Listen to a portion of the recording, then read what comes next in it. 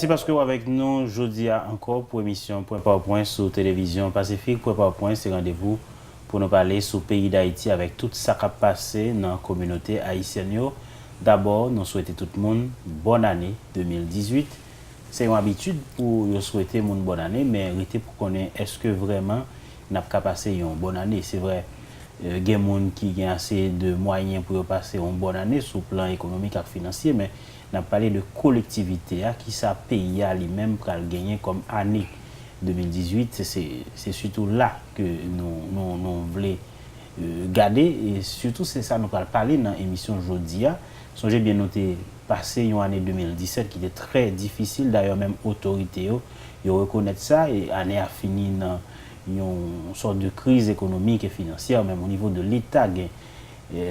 Déficit budgétaire, il y a problème pour ramasser l'argent et il y a toute une lutte qui a annoncé tout contre la corruption. Ça montre que le pays a un pile problème et il y a un pile effort l'autorité a annoncé pour améliorer ça. Nous allons analyser aujourd'hui diverses promesses autorités ont fait, gros initiatives ont annoncées pour 2018 et ça nous gagne comme réalité en termes d'organisation de la vie politique dans le pays d'Haïti. Pour nous faire ça, on a parlé avec un analyste politique, professeur d'université, Auguste Demeza, c'est lui-même qui invite nous aujourd'hui. Merci parce que avec nous, nous avons tout à l'heure.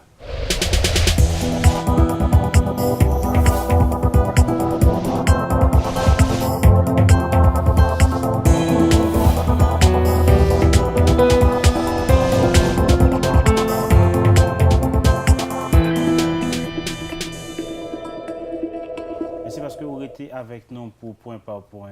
Jeudi, on a fait première émission pour l'année 2018 là et naturellement on a parlé de ça nous attendre de 2018. Qui ça 2018 promet? Et on a fait ça avec le professeur Auguste Demeza. D'abord, nous souhaitons bonne année et merci parce que vous êtes avec nous sur le plateau. Bon, m'accepter bonne année parce que nous inscrit nos traditions, même pas qu'on qui gens année ça à bonne.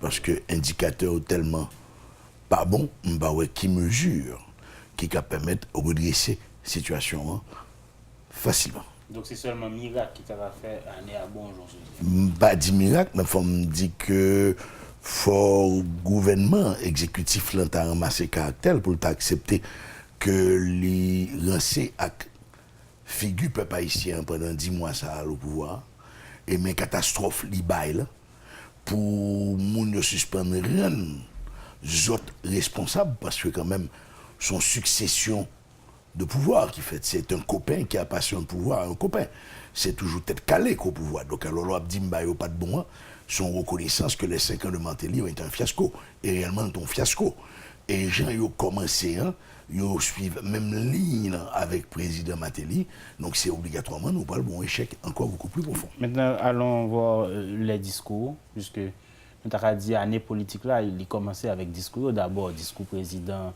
Nango Naïve, dans l'occasion de fête indépendance, mais tout discours dans l'ouverture année parlementaire là, nous connaissons le président pour faire état de la nation et le premier ministre pour présenter bilan gouvernement pour les 6 derniers mois.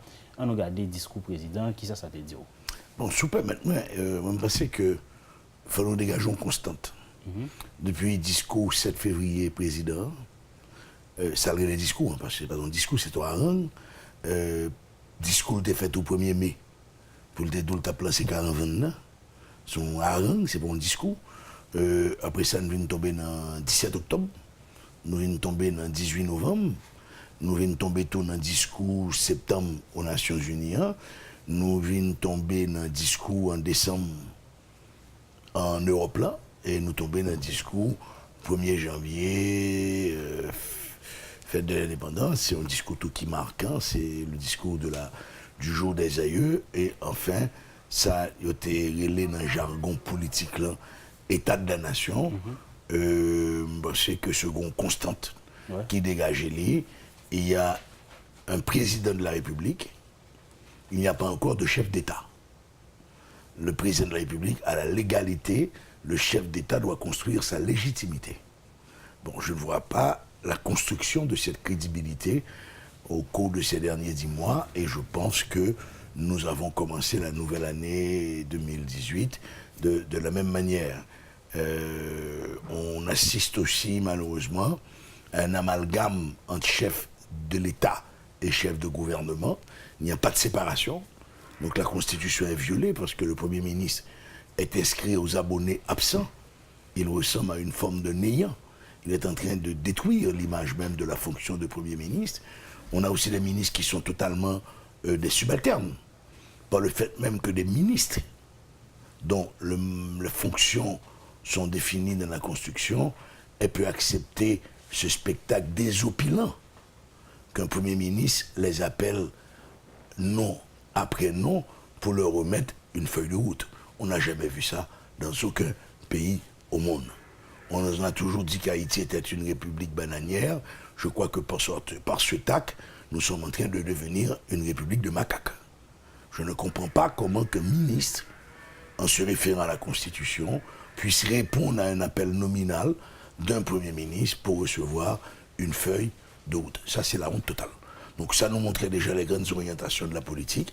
C'est une politique qui se réduit à une personne, le président de la République, qui oublie qu'il est déjà président et parfois il est en campagne, et qui n'a pas honte et qui ne se gêne pas de faire des promesses, pardon, tout en sachant que ces promesses ne peuvent pas être tenues.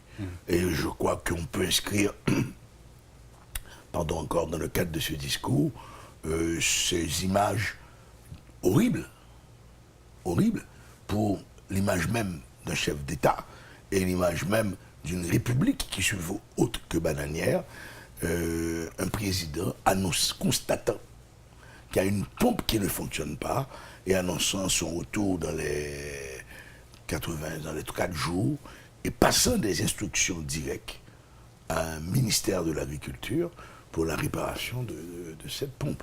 Moi, je crois que nous avons été édifiés. Une sorte de confusion dans les rôles, selon confusion dans les rôles et confusion aussi dans les discours.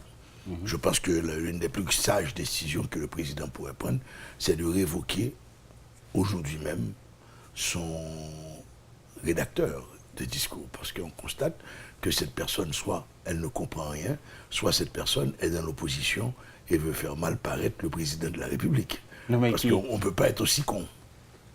On ne peut pas être aussi con. Il faut être soit méchant, soit totalement con. Le principal critique ou gagne par rapport à Constant ou dire constater dans le discours président, c'est ça? C'est le discours président, c'est mon discours chef d'État.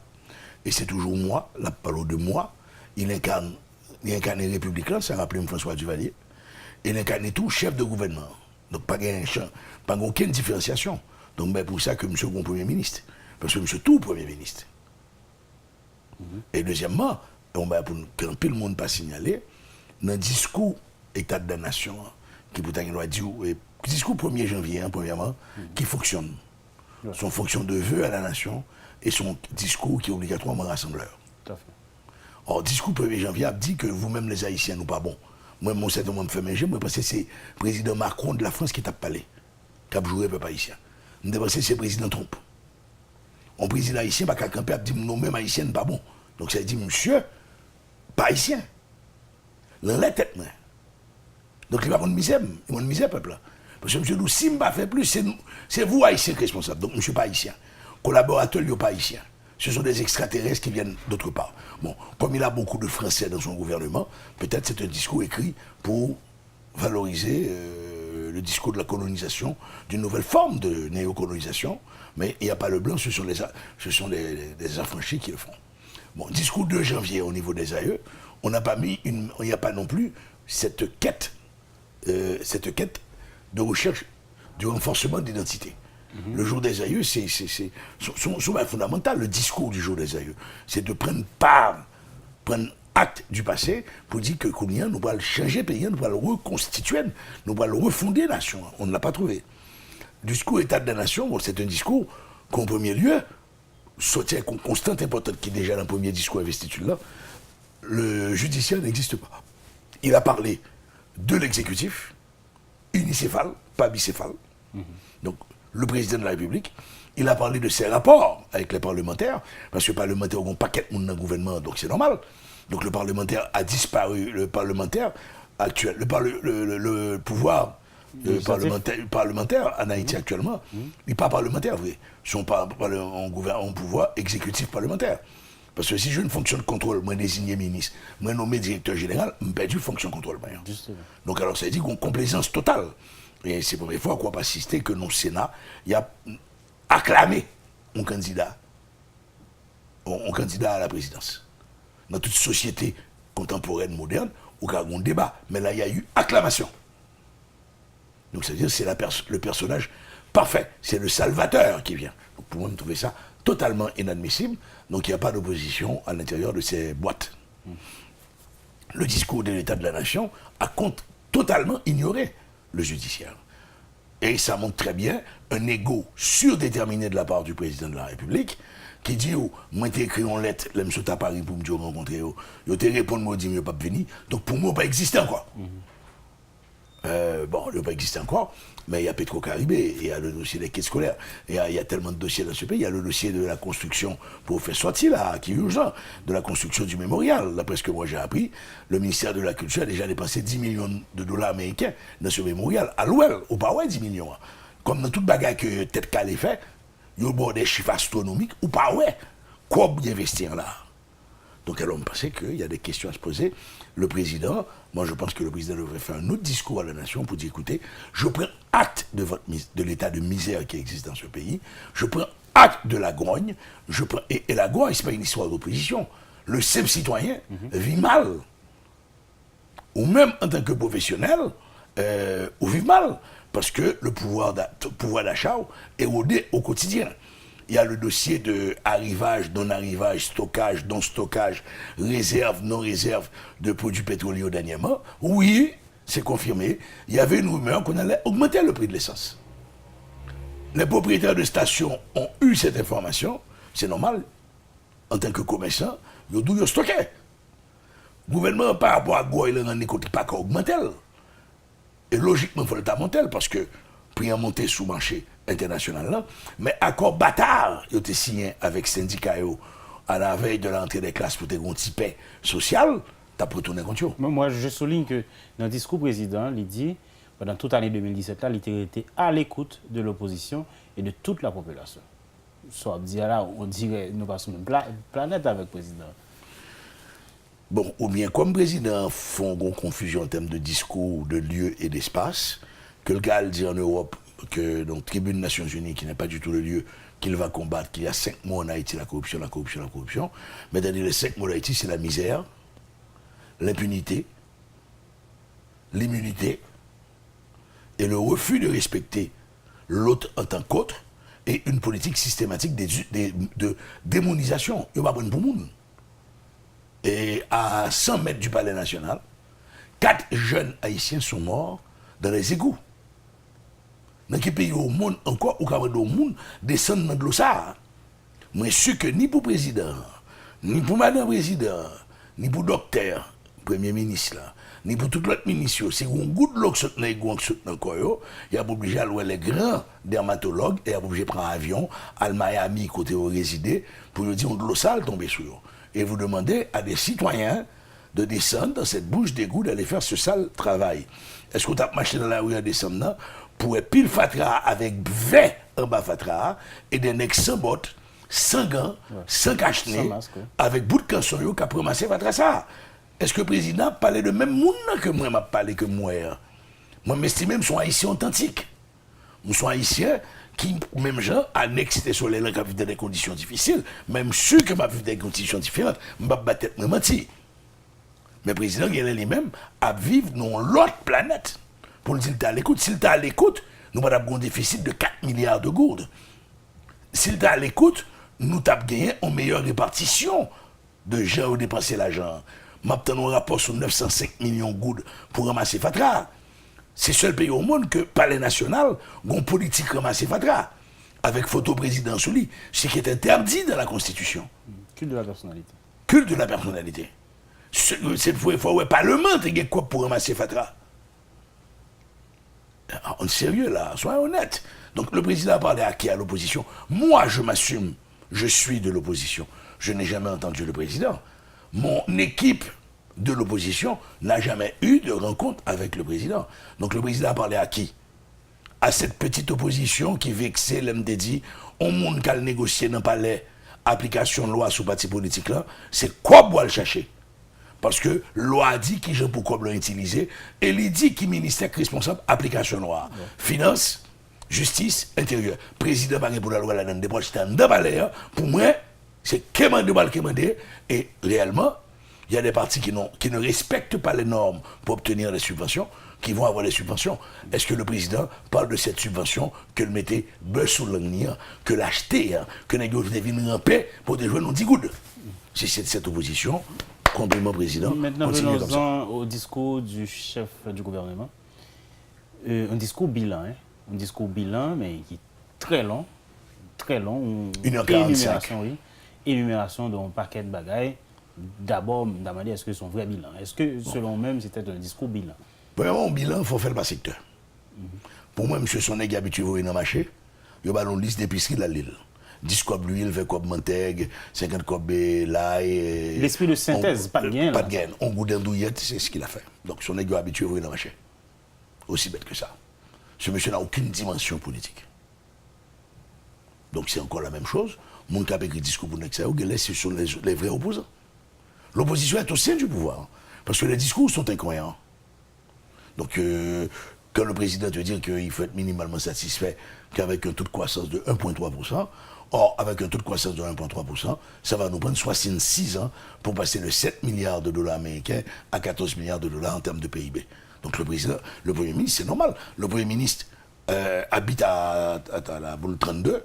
Les gens de la boule 32 vivent très bien. On n'a qu'à voir les chauffeurs de moto-taxi, ils vivent très bien. Il y a toujours une fête de Bredjen, de Rabodaï dans le quartier qui les finance, c'est le Premier ministre. Donc le Premier ministre vit très bien. Donc la pauvreté de cette population, il n'a pas parlé de taux d'inflation, il n'a pas parlé de déficit de la balance commerciale, qui est la première fois. Non, mais c'est ça qui t'a vrai indicateur. Qui t'a arrivé à ce qui presque arrivé 5 milliards de dollars américains. Il n'a pas parlé de la régression de la production nationale, malgré 7 mois d'utilisation totalement illégale, en dehors de la loi sur le budget, pour financer au magasin les caravans. Comment il est? Caravans. Son caravanier.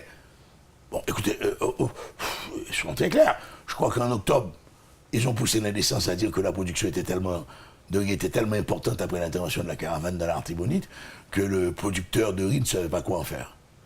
Et ce même gouvernement a annoncé une semaine après qu'ils ont reçu un don de 7000 tonnes de riz du Japon. Donc on a tellement de riz dans l'Artibonite, on ne savait pas quoi en faire, mais on reçoit 7000 tonnes de riz du Japon. Non, tu vois, c'est même le dire est indécent. On nous agresse avec des discours. Heureusement qu'il y a eu ce développement des médias en Haïti. Il y en a quand même qui sont de vrais médias indépendants, qui sont alternatifs. Ça va garder du tout position propriétaire, mais il y a des médias qui restent ouverts à l'opposition. Il y en a d'autres qui se ferment à l'opposition. Et exemple typique là, c'est la radio-télévision nationale qui vit de nos taxes. J'aime mon opposition en Calpalais. Donc je crois que le Premier ministre a encore raté une occasion de se taire, et je recommande aussi au Premier ministre de faire appel à quelqu'un qui puisse rédiger des discours un petit peu réalistes. Donc selon même, on est très mal parti. Bon, je ne vois pas comment puisse remédier à quoi que ce soit pour 2018. Quels sont les investissements qui ont été faits dans le secteur de la production? Quand on parle de production, on voit seulement la production agricole. Mais il faut voir les unités qui doivent accompagner cette augmentation de la production agricole.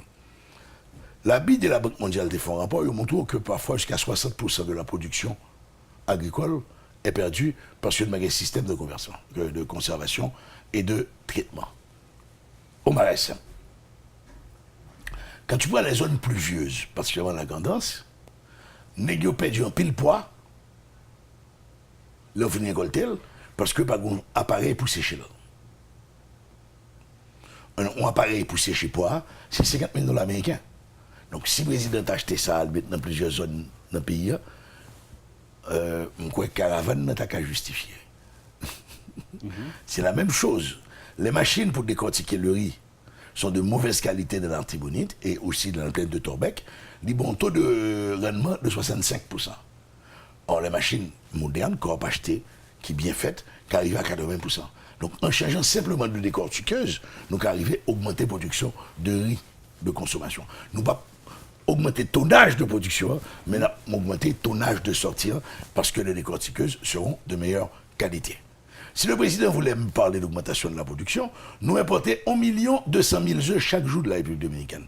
Or, il y a un proche collaborateur du président, c'est un homme qui a énormément financé la campagne présidentielle, qui se trouve quasiment en situation de monopole, qui a importé, d'après les renseignements que j'ai pu obtenir, à peu près 500 000 œufs chaque jour. Il fait 50 centimes par œuf, ça lui fait 250 000 gouttes de gagner chaque jour. Fait calcul là, après combien comme on fait pas mois dans le pays. Alors simplement, combien de temps on prend pour produire 11 œufs? 14 semaines. On prend pousser un, il vient à 14 semaines, il commence à pondre, la pondre 11 œufs barou, presque chaque jour pendant 22 mois. Donc il n'y a rien qui est fait. Il y a simplement un discours récurrent. Il y a quelqu'un, et ça je regrette de le dire, parce que je dois respecter ce qu'on appelle l'image de la présidence, qui dit président vient quand on commissionnaire. C'est machin à travers le pays, il 2 motocyclettes, il 4 camions, il bon tracteur. Et ça, est-ce que c'est ça que fonction présidentielle là? Je dirais non. Je dirais non. Alors, le président, il doit dire, grain pour mener par rapport à Bois-Piro. Mais le grain pour mener a ses limites. Le grain pour mener a ses limites. Tout comme Bois-Piro. Comme Bois-Piro a ses limites aussi. Et nous avons maintenant une belle alliance, un grain pour mener, un Bois-Piro aussi là. On verra. Merci parce que avec nous sur Télévision Pacifique, pour point par point, nous avons présenté l'émission ça avec Jodia Auguste de Meza, qui a analysé qui ça nous doit espérer de 2018. Nous, si nous suivons l'analyse, il n'y a pas de quoi pour nous optimistes. Hein. En tout cas, nous allons si l'analyse va plus optimiste dans la deuxième partie de l'émission. Merci parce que vous avez été avec nous.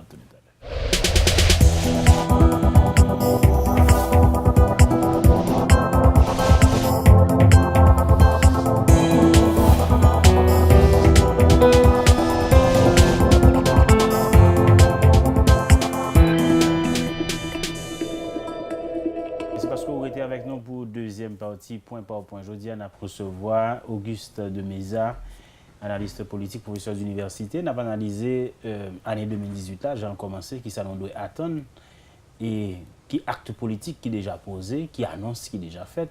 Professeur de Meza, il y a quelques annonces qui sont faites. C'est vrai, depuis en 2017, nous te connaissons comme des projets, hein, mais le président il réaffirmé, par exemple, volonté pour le mettre sous pied le Conseil électoral permanent.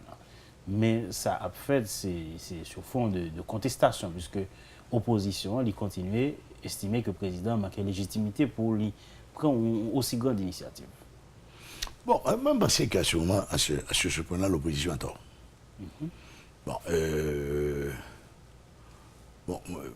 Concept Conseil électoral permanent sont aberrations. Parce que les institutions d'État sont censées être permanentes. Donc, alors, on dit que conseil électoral permanent, donc c'est tout charabia ça, gratuit, malsain, pour retirer un amendement constitutionnel que nous avons traîné quand on boulette, qui doit le boulot. Le président a pour mandat de faire fonctionner les institutions. Bon. Moi, personnellement, je salue comme bonne décision la, entre guillemets, nous compte concept ça moi-même, la remobilisation des forces armées d'Haïti. Mais seul problème, moi, il y a un président, M. Aristide, en 1995, c'était pour arrêter. Or, dans la hiérarchie des normes, on arrêté, pas qu'à remplacer une antique constitution. Et le président en a parlé, comme s'il remobilisait l'armée, démobilisation était normale. Moi, je pensais qu'il y a eu un acte anticonstitutionnel, il fallait le signaler dans les argumentaires. Que le président Aristide n'avait pas le droit. Et tout le monde qui était signé papier ça avec le président Aristide là, ils ont donné un coup de couteau dans le dos, ils ont trahi le pays et ils ont violé la Constitution. Et c'est des cours constitutionnels, c'est des hautes cours de justice, il faut passer devant le tribunal ça. Parce qu'ils ont violé fondamentalement la Constitution, ont arrêté, pas qu'à remplacer, un article de la Constitution. Donc, bah, qui débat gagné sous conseil électoral. On va commencer par dire permanent, me corriger bouche tout. Le problème dans la guerre, c'est que les amendements de 2011, dans une forme de coquinage, ont modifié le mode de désignation des membres du conseil électoral. Avant, ces conseillers étaient proposés par les conseils interdépartementaux. On a enlevé ce pouvoir au niveau des conseils interdépartementaux pour retourner à la centralisation du pouvoir. Tandis que, dans le préambule constitution, nous avons un État décentralisé. Donc, qui est-ce qui vient nous proposer même CEPO, c'est le conseil électoral napoléon? C'est 3 au niveau de l'exécutif, qui en général fait sans ne pas faire appel à candidature. Il choisit 3 personnes qui proches qu'il nommé. 3 qui sorti dans le Parlement. Or, le Parlement est dominé par l'exécutif. Donc, on a vu cette majorité 5 sur 5 au niveau du Sénat. Je crois qu'il y a eu 7 sur 7 au niveau de la Chambre des députés, avec intervention massive du président de la République pour faire passer son questeur, pour faire passer ses principaux conseillers, etc. Donc c'est clair. Mais tout ça, il n'est pas innocent. C'est une sorte de transfert du pouvoir de la périphérie vers le noyau. Oui, il n'est pas innocent. Donc ça veut dire qu'au départ, dans la situation actuelle-là, il faut normalement, opposition, il y a une seule crainte. Ce n'est pas la crainte institutionnelle de former le conseil électoral, c'est la crainte du mode de désignation. Il faut qu'on sorte dans ce transitoire. Alors, mais nous savons très bien que le président ne va pas avoir l'élégance de faire appel à quelqu'un d'indépendant pour le nommer conseiller. Il va choisir 3 de ses petits pages, 3 de ses petits bouffons autour de la cour pour le nommer dans le conseil électoral. Nous savons très bien qu'au niveau du Parlement, ça va être la même chose. D'ailleurs, on dit qu'il y a une dame qui n'a même pas un bon certificat de fin d'études fondamentales, donc 9e année fondamentale, qui me semble entretient des relations supérieures et privilégiées avec un député puissant, qu'il déposait papier comme candidat pour Parlement désigné comme représentant dans le conseil électoral. Là. On craignait énormément qu'on ait la même situation avec le pouvoir judiciaire, parce que nous rendons compte que tout ancien conseil électoral déposait dossier devant le pouvoir judiciaire. Là.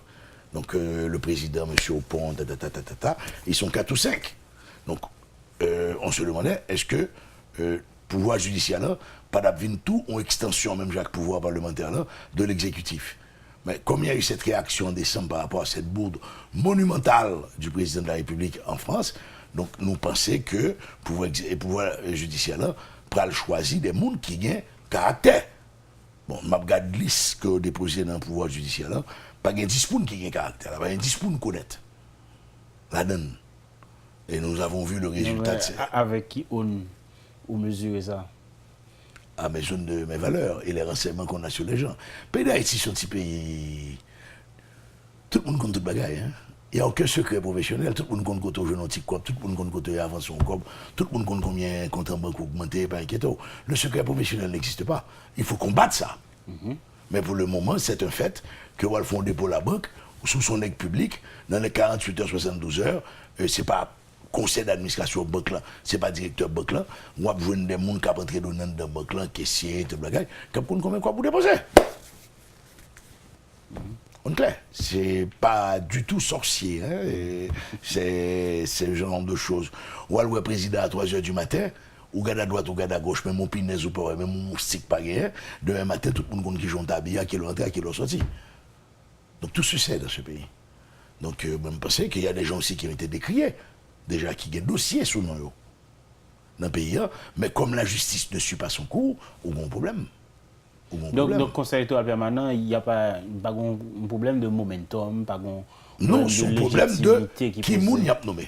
Est-ce que l'exécutif aura la décence, aura la grandeur d'âme, et la fois plus grandeur d'âme, oui, il faut dépasser, je ne vois pas ça du tout pour le moment de la part du président, pour aller chercher un monde qui pourrait représenter, qu'on proposait.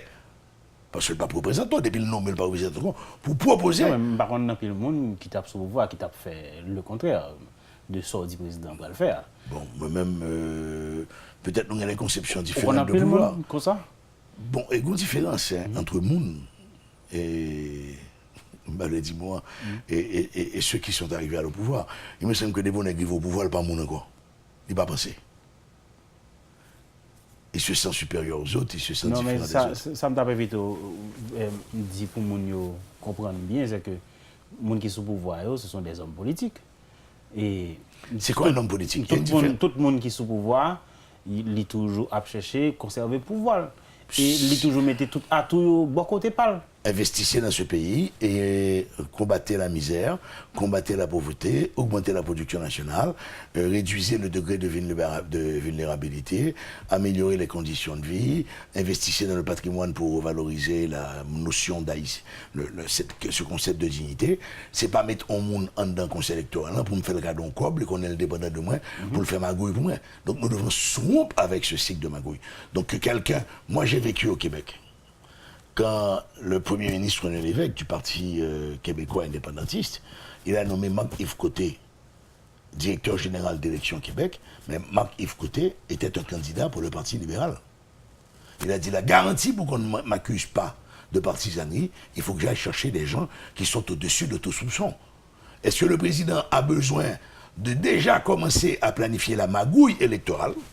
Parce qu'il y a eu magouille électorale en 2006, il y a eu super magouille électorale en 2011, il y a eu encore magouille électorale en 2016. Donc si le président veut avoir des élections qui ne projettent qu'une image, l'image de la magouille, qu'il nomme 3 de ses pages, qu'il nomme 3 de ses bouffons au niveau du CEP, et personne n'aura confiance et on ne sortira pas de l'auberge. Pourquoi pas aller chercher quelqu'un de caractère,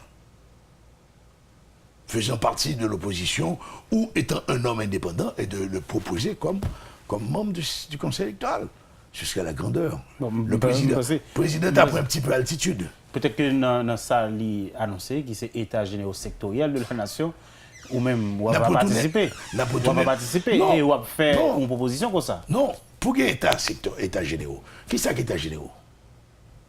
Les États généraux, c'est d'arriver à définir un cadre programmatique. Je ne peux pas définir un cadre programmatique qui me bat une vision. Une vision de la nation, une vision de l'homme haïtien.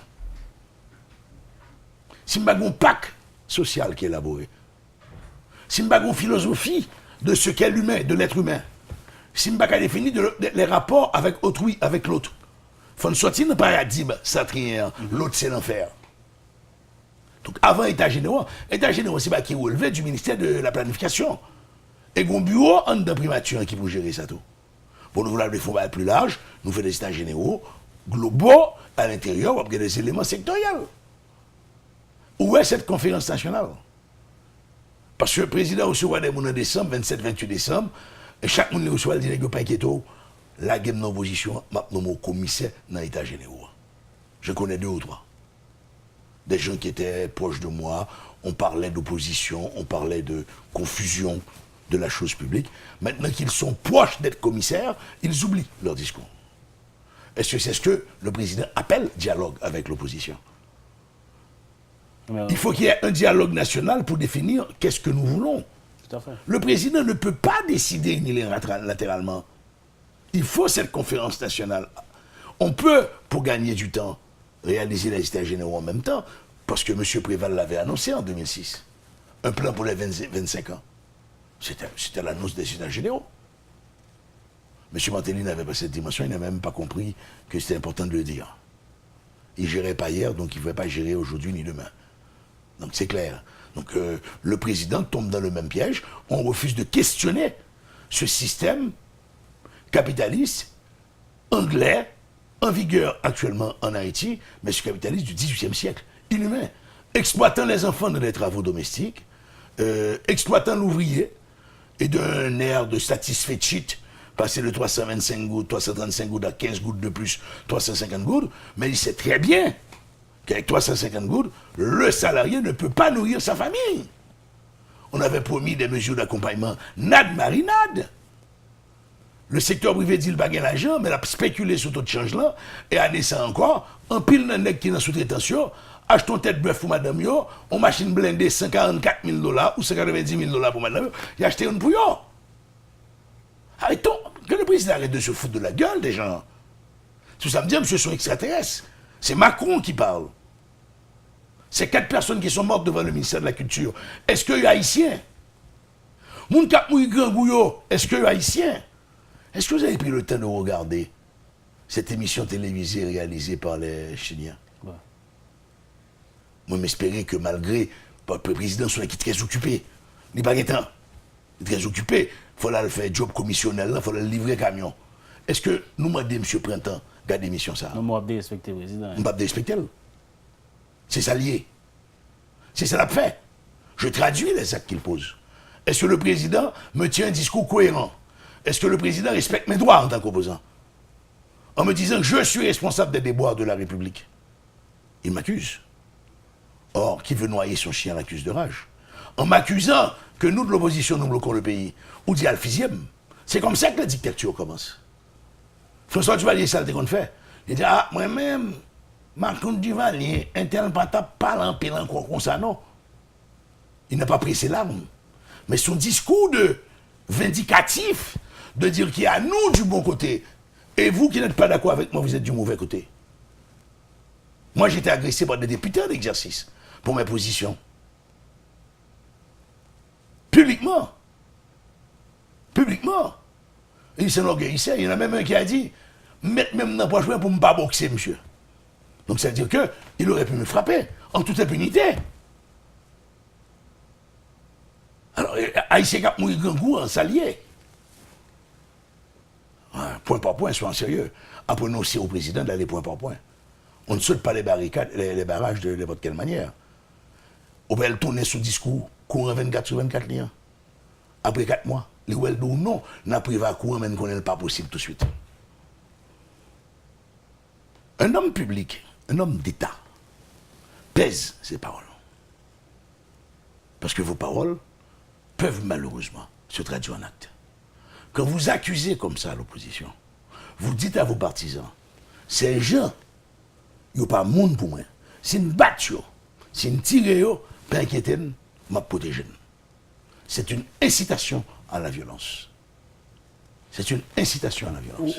Ou vraiment, non seulement au très tranchant par rapport au président, mais nous ne pouvons pas analyser ça que les caravanes du changement. C'est vrai, nous connaissons tranchant, ou forcément, et pas une très bonne lecture de l'initiative, ça. Mais non seulement caravane, il a passé de ville en ville, mais le président a annoncé que la caravane sera sur tout le pays pour l'année 2018. C'est peut-être une nouveauté dans l'application du programme président. L'idée de caravane en elle-même n'est pas mauvaise. C'est d'apporter des réponses, des solutions à des problèmes récurrents de manière urgente. Et l'autre avantage aussi, la caravane utilise les infrastructures d'État et les ressources matérielles de l'État. Comme le chauffeur, le manutentionnaire d'un bac loader a un salaire de l'État, quand il va travailler en dehors de sa ville, du lieu où il est affecté, il n'a pas un salaire, il n'a seulement des frais de séjour. Normalement, les travaux doivent coûter meilleur marché. Ce sont les fonctionnaires publics, déjà payés par l'État, qui sont en train d'exécuter les travaux. Mais je ne peux pas engager des milliards de gourdes si je n'ai pas un document synthèse qui explique cette caravane. Mal dans Bartibonite m'intervenu en urgence, mais deuxième non, il faut un document de cadrage avec les maires et avec les Kazakh. Ou tu dans ces caravanes, urgence urgentielle, ou commencer dans Tibonite, ou commencer dans les canaux, on peut comprendre. Même pas qu'à dans le sud, moi c'est le même genre. Et jusqu'à présent, j'attends le document de cadrage. On me dit que ce document existe, mais je ne l'ai jamais vu, malgré toutes mes démarches. Est-ce que c'est l'acte d'indépendance d'Haïti qui est garé dans un pays étranger lié? Je ne sais pas. Mais pour le moment, je ne sais pas le document de cadrage là. Ils prennent dans le nord là, pour le document. Quelles sont les rencontres préparatoires? Quelles sont les rencontres fondatrices? Que veut Rankit? Est-ce que c'est mon Port-au-Prince qui vous dit si on va le faire Rankit, ou c'est mon Rankit qui vous dit mes priorités? Ce serait déjà le b.a.-ba des États généraux sectoriels. Ouais. Donc au moins on aurait donc des États généraux communaux. Et puis nous connaissons toutes les mêmes collectivités territoriales qui veulent jouer. Qui veulent jouer. Donc comme Mounsa a écarté les Kazakh et tout. Il y a dans le sud, au départ, le président avait annoncé que la caravane avait comme priorité la relance de la production agricole. Est-ce que je me trompe? Non. Qu'est-ce qu'on a fait dans le sud? On a asphalté des rues au cailles. Donc, dénaturation de l'idée première. On a réasphalté les rues de Campérin. Dénaturation de l'idée première. La couche d'asphalte, posée comme un tapis au caille, il est levé là. La pluie tombée. Il n'y a pas intervenu dans l'aménagement Bassin-Vincent, qui s'est créé, la pluie tombée, or des pour bitume, qui s'est bitume n'a fait, de l'eau levée. Sur les mains, lavé à terre. Et beaucoup d'argent ont été dépensés en dehors de toute forme de transparence. Les gens qui coordonnent cette caravane, quand ils étaient ministres, ils n'inspiraient pas confiance. Ou tout l'avait. Faut être clair. Ils n'ont pas été de grands ministres de l'agriculture. Qu'est-ce qu'ils ont changé dans l'agriculture? Donc c'est subitement au niveau de la caravane qu'ils vont changer quelque chose.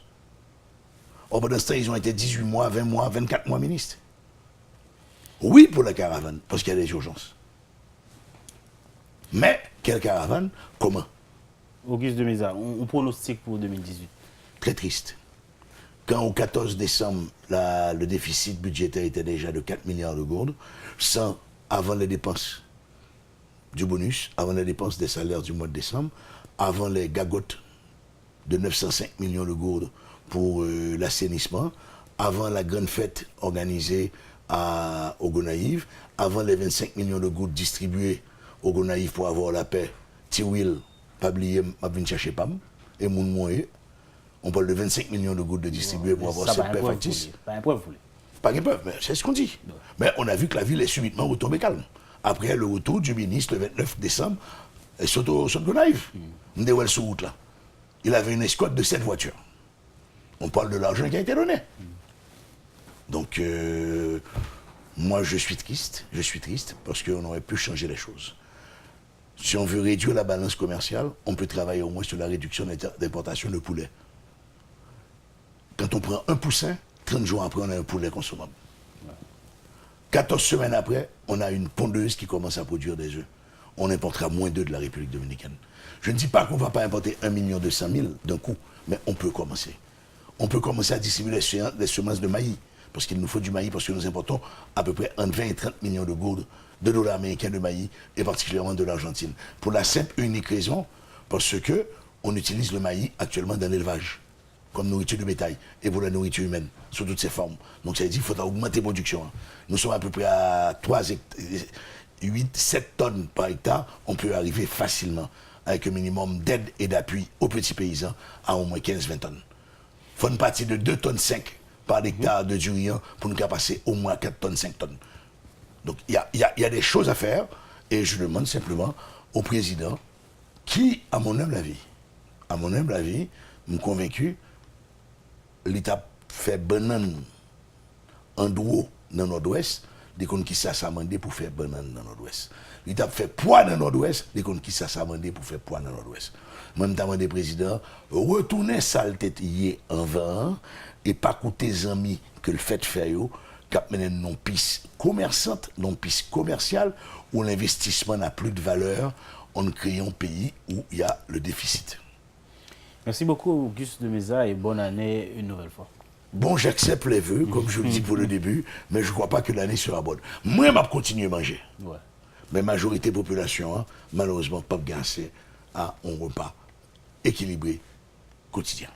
Merci tout le monde qui t'a suivi l'émission ça. Encore une fois, bonne année 2018. C'est un plaisir de nous présenter au numéro ça. À côté, nous avons parlé de ça, nous avons espéré de l'année 2018. Les pronostics sont sombres d'après notre invité Auguste de Meza. C'est un plaisir de nous présenter l'émission ça. À bientôt pour l'autre numéro.